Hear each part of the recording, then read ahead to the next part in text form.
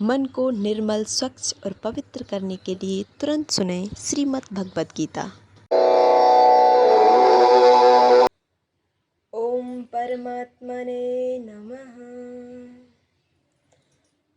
न ते बाहं जातु नासं न त्वं नेमे जनाधिपा न च एव न भविष्यामि सर्वे वयमते परम। अर्थात ऐसा नहीं कि मैं किसी काल में नहीं था या तुम नहीं थे अथवा ये राजा लोग नहीं थे, और ना ही ऐसा होगा कि भविष्य में हम सब नहीं रहेंगे। देहिनो अस्मिन्यथा देहे कौमारम यौवनम जरा तथा देहांतर प्राप्तिर्धीर शस्त्र न मोहयति।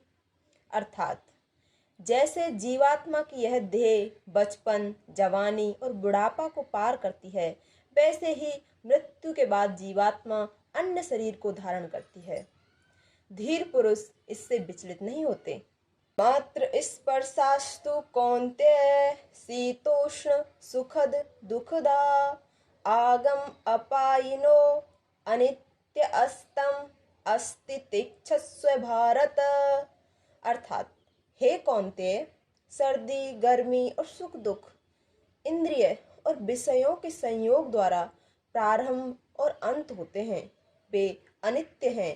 अतः हे भारत, उनको तुम सहन करो। यम हीना व्यत यंतयेते पुरुषम पुरुषर्भ सम दुख सुखम धीरम सुअमृत्वाय कल्पते।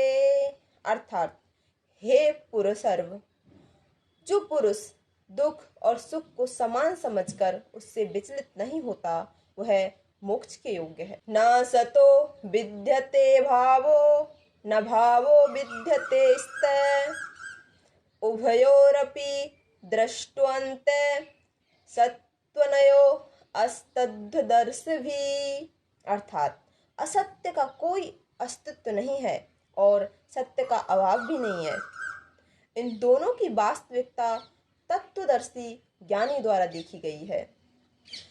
अविनाशी तु तद्धि येन सर्वम इदं ततं विनाशम अव्यस्यस्य न कश्चित् कर्तुं महति।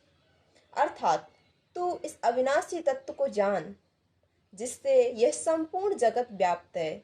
इस अविनाशी का कोई विनाश भी नहीं कर सकता। तवंत इमे देहा नित्योस्योक्ता शरीरण अनाशिने अप्रमेयस्य तस्माद्युह्यस्व भारत। अर्थात इस शरीर में आत्मा अविनाशी और अबोधगम्य है, शरीर नाशवान है, इसलिए हे भारत, तू युद्ध कर। य एनं वेत्ति हंतारं यश्चनैनं मन्यते हतम् उभौ तो न बीजानीतो नायं हन्ति न हन्यते। अर्थात जो इस आत्मा को मारने वाला समझता है और जो इसे मरा मानता है, वे दोनों नहीं जानते कि यह आत्मा न मरती है और न ही मारी जाती है। न जायते म्रियते व कदाचि न्यायं भूत्वा भवति वा न भूय अजो नित्य शाश्वतो अयं पुराणो न हन्यते हन्यमाने शरीरे। अर्थात आत्मा न तो कभी जन्म लेती है और न कभी मरती है, न ही ये उत्पन्न होकर पुनः न होने वाली है। यह अजन्मा, नित्य, शाश्वत और पुरातन है। शरीर के मर जाने पर भी यह नहीं मरती। वेदा विनाशनम नित्यम य एनं जमभयम् कथं स पुरुषः पार्थ कं घातयति हन्तिकम्।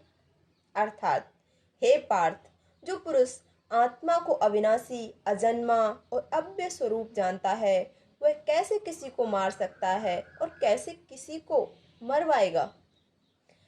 वासांसि जीर्णानि यथा विहाय नवानि गृह्णन्ति नरो अप्राणि तथा शरीराणि विहाय जीर्णान्यानि संयाति नवानि देहि। अर्थात जिस प्रकार मनुष्य फटे पुराने वस्त्रों को त्याग कर नए वस्त्र धारण करता है, उसी प्रकार आत्मा पुराने शरीर को त्याग कर नए शरीर को धारण करती है। नैनम छिद्दन्ति शस्त्राणि नैनम दहति पावक न च एनम क्लेद्यन्त आपो न शोषयति मारुते। अर्थात इस आत्मा को शस्त्र काट नहीं सकते, अग्नि जला नहीं सकती, जल गीला नहीं कर सकता और वायु सुखा नहीं सकती। अच्छेद्यो अयम दाध्यो अयम क्लेद्यो अशोष्यवेव च नित्य सर्वगते स्थाणु रचोल्यम सनातन है। अर्थात इस आत्मा को न छेदा जा सकता है, न जलाया जा सकता है, न गीला किया जा सकता है और न सुखाया जा सकता है। यह नित्य सर्वव्यापी अविकारी अचल और स्थिर स्वभाव वाली सनातन है। अव्यक्तो अयम चिंतयो अयम विकार्यो अयम च्युतो तस्मादेवं विधि त्वनम नानुशोचि तुमर्षहि। अर्थात इस आत्मा को अव्यक्त, अचिंत्य और अविकारी कहा गया है, इसलिए इसे ऐसा जानकर तुझे शोक नहीं करना चाहिए। अथ चैनम नित्यजातं नित्यं वा मन्यसे मृतं तथापि त्वं महाबाहो न एवं शोचितुं महर्षि। अर्थात हे महाबाहो, तू इस आत्मा को नित्य जन्म लेने वाला और मरने वाला मानता है, तो भी इसके लिए तुम्हें शोक नहीं करना चाहिए।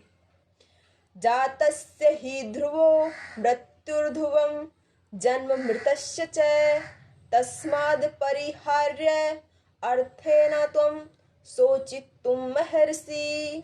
अर्थात जन्म लेने वाले की मृत्यु निश्चित है और मरने वाले का जन्म निश्चित है, इसलिए जो अटल है उसके विषय में तुम्हें शोक नहीं करना चाहिए।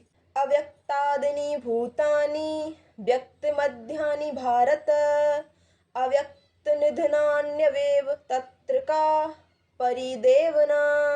अर्थात हे भारत, जन्म से पहले सभी प्राणी अव्यक्त थे और मरने के बाद भी अव्यक्त हो जाते हैं, केवल मध्य में प्रकट दिखते हैं, अतः इसमें शोक को क्या करना। आश्चर्यवत् पश्यति कश्चिदेन आश्चर्यवद् ददति तथैव च अन्य आश्चर्य वचनैर्म्य शृणोति श्रुत्वाप्येनं वेद न च एव कश्चिद। अर्थात कोई इस आत्मा को आश्चर्य से देखता है और कोई इसका आश्चर्य से वर्णन करता है और कोई आश्चर्य से सुनता है, पर कोई उसे सुनकर भी नहीं समझ पाता।